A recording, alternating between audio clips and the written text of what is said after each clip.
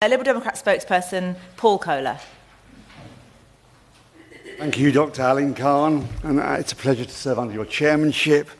Can I first thank my honourable friend from Newton Abbot for his work securing this debate, for the Backbench Business Committee for granting the debate, and for members from across the House for agreeing to speak. As we've heard from everyone here today, it is clear the railway network in the South West needs urgent improvement. The failure of successive Conservative governments has left the network in a terrible state. Ticket prices are too high, services too unreliable, infrastructure too old, and the capacity too meagre. This is true across the country, but nowhere more so than the South West. As we heard from members across the House, businesses and individuals are highly reliant on the railways, and Labour needs to take urgent action. The government is hoping to meet its targets on economic growth and housing. Ensuring this key region has a fully functioning rail system is absolutely vital. This requires action. The government must ensure the challenges the railways in the South West face are met. We've heard about a number of these challenges today. As my humble friend for Newton Abbot and Tiverton and Moorhead eloquently explained, for those in the further reaches of our isles, their rail services are uniquely vulnerable.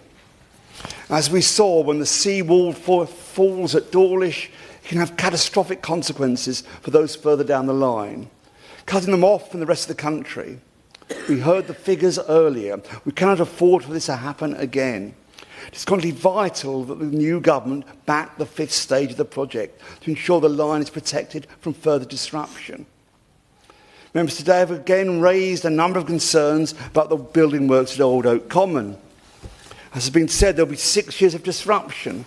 As the member for St Ives said, residents and constituents in the South West will get all the pain but none of the gain.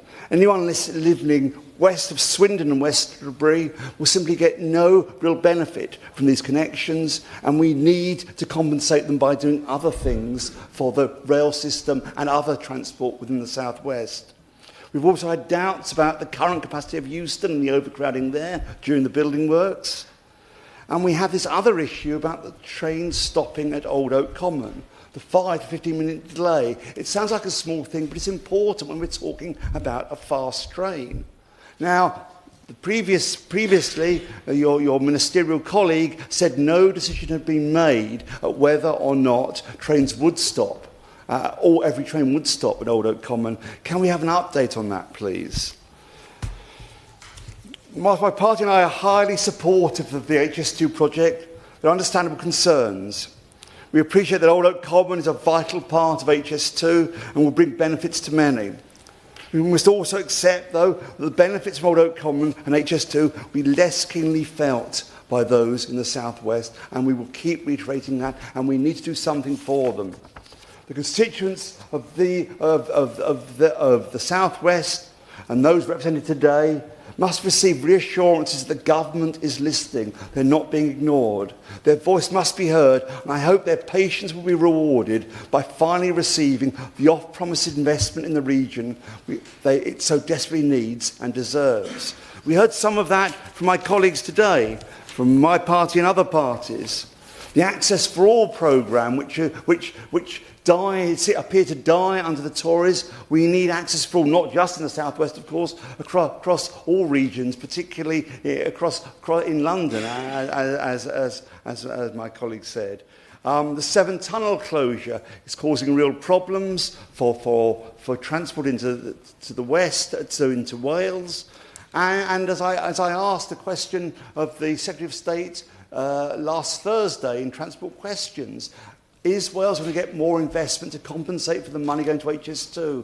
HS2 is regarded as an England and Wales project. It's giving no great benefit to Wales. Wales needs some money in the same way that Scotland did. And it needs investment in the Welsh rail system.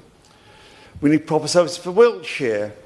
We need to address the fact there's short trains. More train carriages need to be introduced. Problems with mobile phone access, we hear time and time again. We have to bring the rail system into the 21st century. The need to electrify sections of the line to speed up the trains is also important. And punctuality is a real issue. Not to mention the fact the cost of rail travel to the southwest is exorbitant. Yeah, of course. I thank my honourable friend for... Thank you, Madam Chair. I thank my honourable friend for giving way. He raised some very important points. I wonder if he also agrees with me that the decision to renationalise South Western Rail a year before the government has set up GB Rail will inevitably mean that the investment in the kind of upgrades he's talking about will stagnate completely. I think there's a real Paul Kohler. Sorry, I think there's a real issue here. I thank my colleague for the intervention. GB Rail exists as an idea, but we don't know what it's doing yet. We have real problems. The idea that nationalising rail will suddenly solve the problem is too simplistic. We're agnostic about ownership. We need actually to invest in our rail system. And on that point, my party has been supportive of open access. That's why we supported the cooperative and their ideas to bring rail system to the southwest.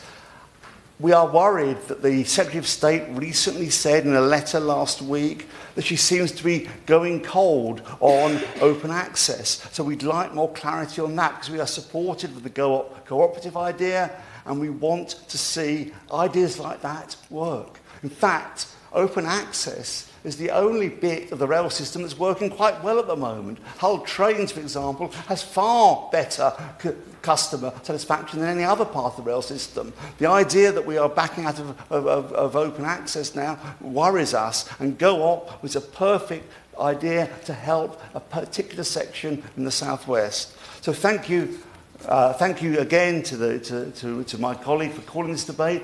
We'd love some answers from the Minister.